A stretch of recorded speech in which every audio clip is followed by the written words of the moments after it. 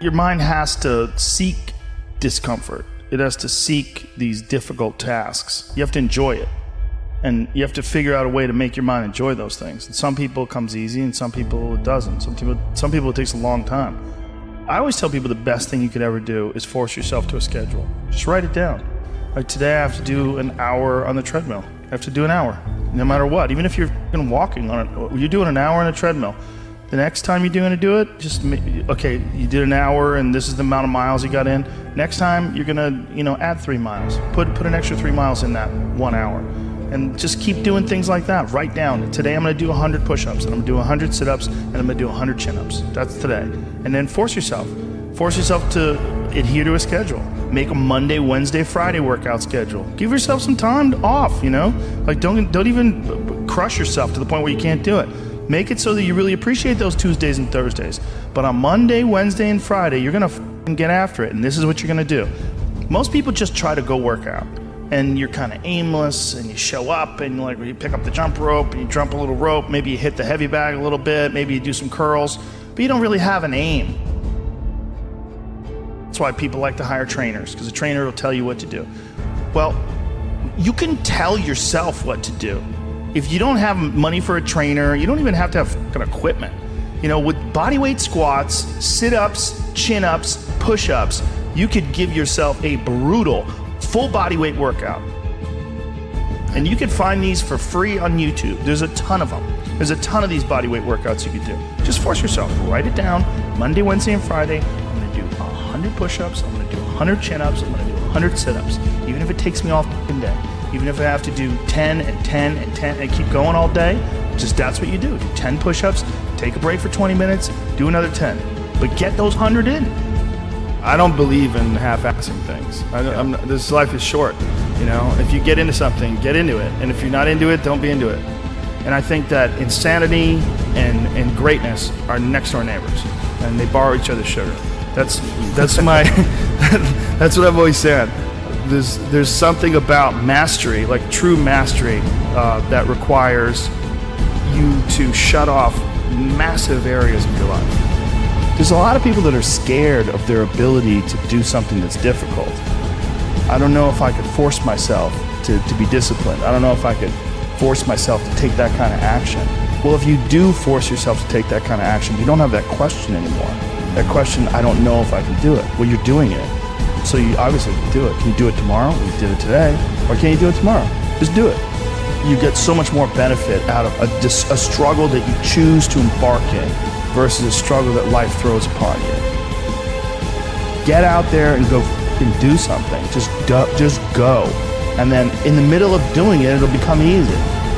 Even if it's not easy, even if it's hard, it's easier than not doing it and wishing that you had done it.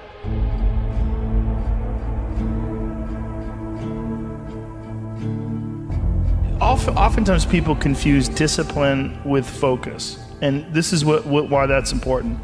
There are things that some people can excel at because they're focused on them and because they're drawn to it and they have an incredible passion for it. Versus, like, you tell a guy, like, hey, you're going to study to be an electrical engineer. And it's like, I don't want to be a fucking electrical engineer. Well, you got to have discipline. And so they don't have the drive, and they don't get excited about it, and they don't do. But if you tell that guy, whatever, you're going to be a golfer, and he loves golf, and he's practicing every day, and he becomes a professional golfer. And you say, well, I thought that guy didn't have any discipline. Well, it's not that he didn't have any discipline. He's just not interested in that other thing. I was never a disciplined kid, but I would find things that I loved, and I was obsessed, and I always felt embarrassed by it.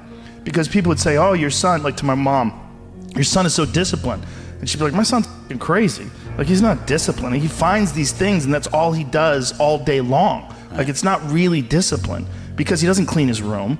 He's f***ing lazy. There's all sorts of shit he's supposed to do. I never did my homework. But if I had a thing that I was into, I was obsessed. You were crazy about it. But it would bother me that I didn't really have discipline.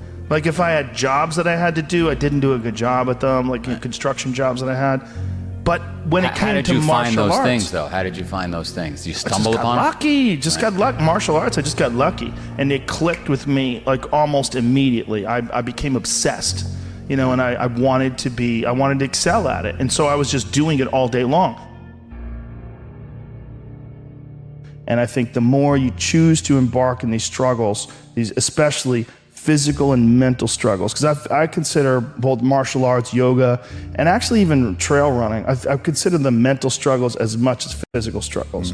Like, because I could stop anytime I want. I'm halfway up the hill, I can go, fuck this. So I'm walking the rest of the way. Yeah. Call my dog over, put him on the leash. I'm like, we're walking, buddy. You know? But, or you could say, no, this is what I'm doing today. I have a very clear plan in front of me. My plan is we're doing 4 miles today. This is where we start. This is where we end. This is what we're doing. Sometimes when things are really hard to do, you think, oh my God, I gotta stop doing this. But once you do it and you complete it, you have a satisfaction, this sense of satisfaction that you did something really difficult that is irreplaceable. And some kids never get that, and they just stay fat and stupid their whole life.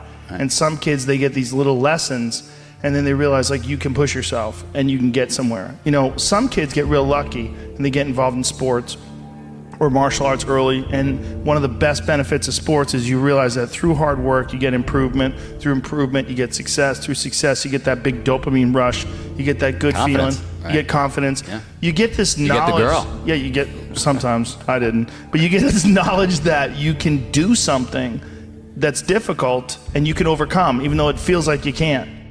You're gonna have days where you suck, but those days are so motivational. I mean, that's the bright side of tragedy. So when you come through it, you really will have an appreciation for the moments without tragedy. You don't really feel it unless unless life burns you.